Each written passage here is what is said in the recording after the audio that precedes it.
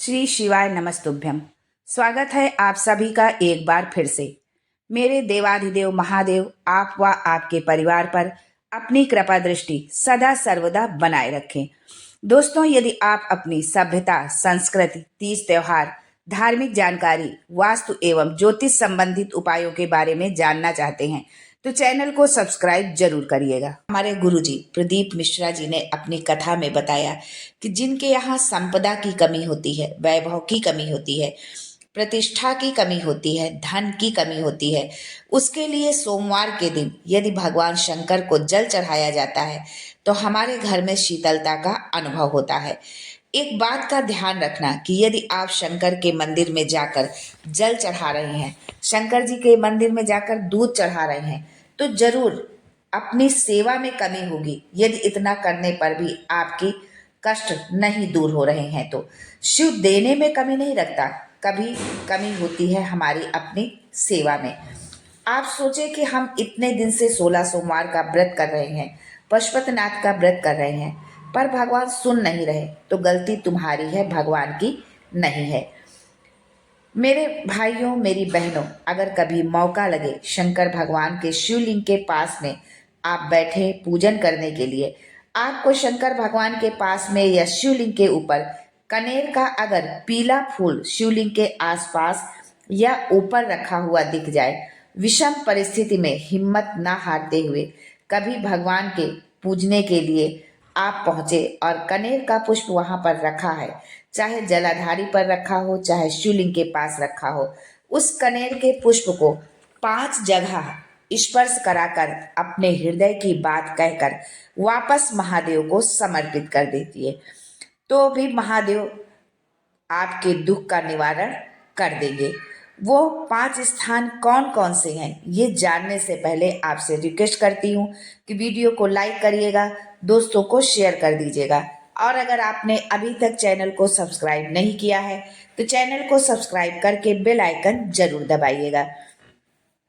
दोस्तों, शिवलिंग में भगवान शंकर के मंदिर में यदि हम पूजा करने जाते हैं, बहुत कष्ट है, बहुत दुख है, फिर भी अगर कुछ भी नहीं है और यदि आपको शिवलिंग के पास अचानक से पीला कनेर का पुष्प दिखाई दे जाता है, शिवलिंग के आसपास हो या शिवलिंग के ऊपर चढ़ा हुआ हो, तो पहला स्थान है जहां आपको स्पर्श कराना है गणेश जी का, यानी शिवलिंग के दाहिनी ओर का स्थान गणेश जी का होता है, उस स्थान में आपको स्पर्श कराना है। दूसरा स्थान है कार्तिकेय जी का, यानी शिवलिंग के बाईं ओर का स्थान, और तीसरा स्थान है अशोक सुंदरी का, यानी शिवलिंग में जहां से जल नीचे बहता है, जो एक मोटी लाइन सांप की आकृति की बनी होती है, उस स्थान का आपको स्पर्श कराना है। और चौथा स्थान है जलाधारी, यानी ऊपर जहां से जल गिरता है बूंद बूंद करके, ये शंकर जी की 5 पुत्रियों का स्थान होता है, जया, विषहरा, सामली बारी, दौतली और देव। ये शंकर जी की 5 पुत्रियां हैं, उनका स्पर्श कराना है। और 5वां स्थान है त्रिशूल।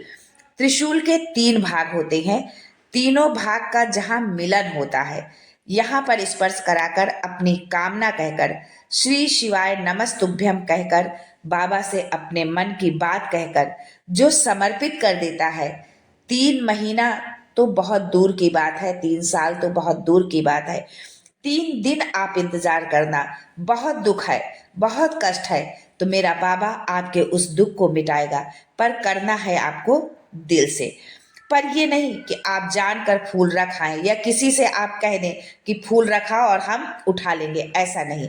जानकर कोई चीज नहीं होती। यदि अचानक से आपको कहीं फूल मिल जाता है तो, अगर कभी कनेर का पुष्प आपको अचानक से मिल जाए तो ये उपाय आप जरूर करें।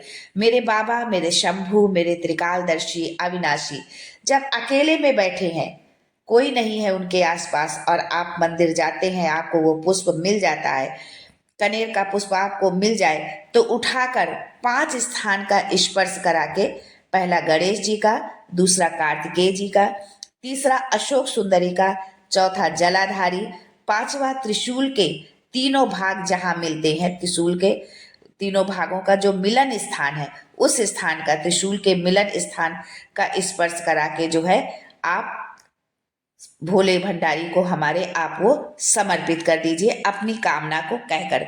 तीनों भाग जहां मिलते हैं वहां पर आपको त्रिशूल के मध्य भाग में जो है फूल स्पर्श कराना है। त्रिशूल का मिलन स्थान इसलिए कि बाबा जब आप त्रिशूल उठाएंगे तब मेरा कष्ट दूर हो सकता है, मेरा रोग, मेरी बीमारी, मेरा दुख सब मिट सकता है। दोस्तों आज के लिए बस इतना ही। मिलते हैं अगले वीडियो में एक नई जानकारी के साथ। तब तक के लिए जय Ganesh and thanks for watching my video.